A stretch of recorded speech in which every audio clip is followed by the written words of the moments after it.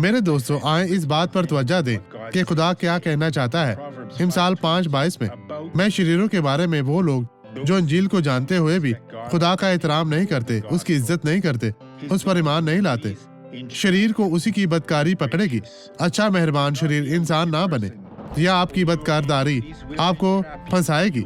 आप अपनी पूरी जिंदगी में एक जाल में फंस जाएंगे और बाद में इस झील में जो आग और गंधक से जलती है डाले जाएंगे और वो अपने ही गुनाह की रस्सियों से जकड़ा जाएगा।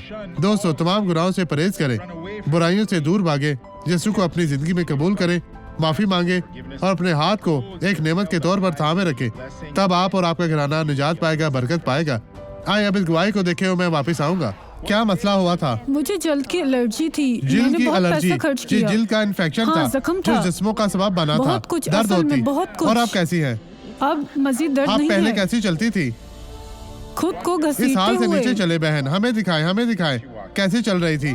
आए इस देखें, तरह। चलती जाए, मामूल से चलती जाए। यीशु आपके साथ है, मसीह ने आपको बरकत दी है। चलती जाए बहन, चलती जाए यीशु के नाम में। क्या ये हैरत अंगेज नहीं है?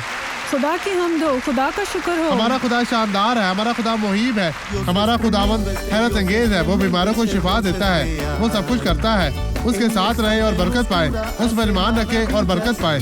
यीशु के सामने रक्स करती हुई जाए, चलती जाए बहन, चलती जाए। अब मैं आपके लिए दुआ करना चाहता हूँ। खुदा, मैं इन तमाम लोगों के लिए दुआ करता हूँ जो इनकी जिंदगी में तमाम बुराइयों की मुलामत करता हूँ। मैं इसे मुलामत करता हूँ और मैं कहता हूँ, बदी अभी चली जाए, निकल जाए, कभी वापस ना आना। मैं तुझे हुक्म देता हूँ मसीह के नाम पर, अभी चली जाओ यीशु मसीह नासरी के नाम में। और आप कहें, तेरा शुक्रिया और आमीन।